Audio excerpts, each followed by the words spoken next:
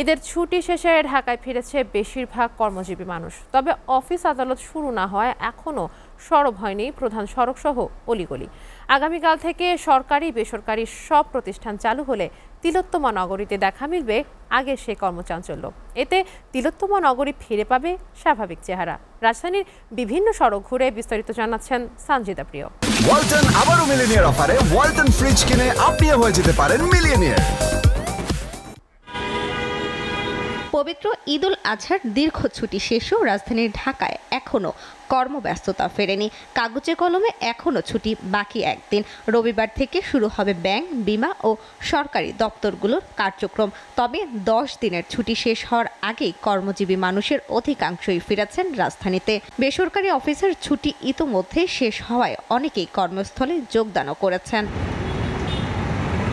রাজধানীর প্রধান সড়ক ঘুরে দেখা গেছে ঈদের নবম দিন পর্যন্ত রাস্তাঘাট ফাঁকা থাকলেও শনিবার নগরীর প্রধান সড়ক সহ অলিগলিতে কিছুটা গাড়ির চাপ বেড়েছে। পাশাপাশি গণপরিবহন ও যাত্রীর ভিড় লক্ষ্য করা গেছে।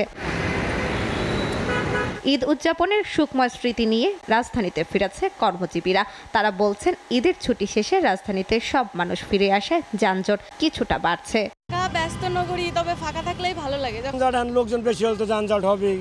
যারা কাজের তাগিদে ঢাকায় আসে তাকে তো যানজট হবেই। এতদিন ভালোই ছিল, সব মানুষ গ্রামে ছিল, ঢাকা শহর একটু খালি ছিল। পুরোপুরি আরো একটু বেশ কয়েকদিন আরো সময় লাগবে।